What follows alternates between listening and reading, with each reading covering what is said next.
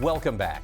Earlier in the program, we were speaking with Matt Youngman about the Farm Progress Show coming to Boone and the improvements that are being made to those show grounds. And Max, Iowa soybean growers are helping with these improvements in a way, aren't they? That show site at Boone gets improved every time we go out there. And there's an improvement at the Varied Industries tent for the Farm Progress Show coming up this year. Robb Ewoldt is here to visit with us about it, president of the Iowa Soybean Association. Robb, first, let me get a quick crop report from you. How do your fields look in the eastern part of Iowa, Scott County, Iowa? They're looking really good, Max. We've been blessed with timely rains and things are green. We've been out finishing up the last of our fungicide, and beans look great. Corn looks great. We had excellent pollination. I think we have a pretty good year set up. We'll keep our fingers crossed. As we learned August 10th of 2020, it's not in the bin until it's in the bin, right? Correct. We have a long ways to go, but things, good Lord will provide. We'll be all right. Coming up at Boone, many of us will be walking on something that has a tie to Iowa soybeans. Share with us what's going to be happening there.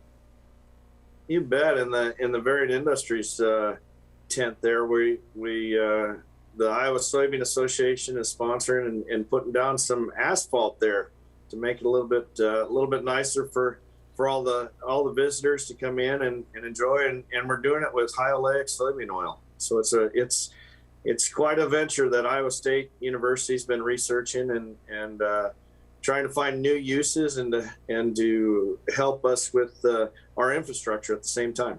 For folks who might not be familiar with this, you're actually using recycled asphalt, and then the soybean oil is a binder. Do I understand that right?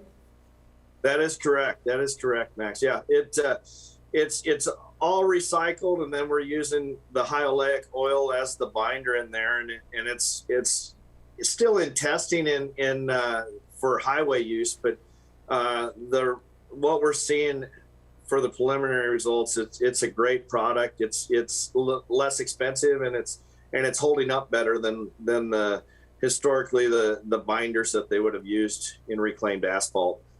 How cool is that? I mean, what a win-win proposition. And I know you farmers are probably just as concerned as other growers are about our nation's infrastructure. When you're hauling grain to the elevator or over to the river, you're probably going over some roads that are getting beaten up and torn up and need to be maintained in many instances. So this is kind of a win-win all the way around, isn't it, if we can see more of this developed?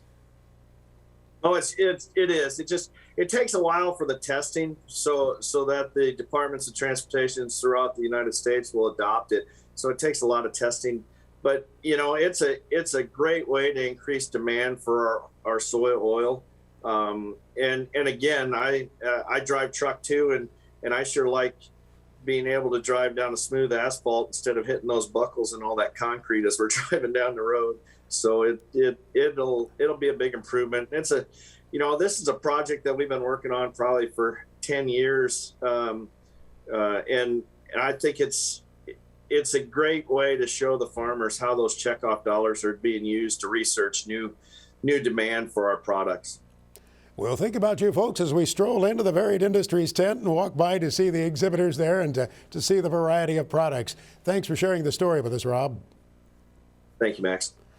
Robb Ewoldt, president of the Iowa Soybean Association. That's so neat to see new demand for soybeans coming, and you can experience it underneath your feet at the Farm Progress Show. You know, I've got a stretch of asphalt I'd like to recycle and bring in some of that soy product. Mrs. Armstrong would be much happier if we did that, as a matter of fact.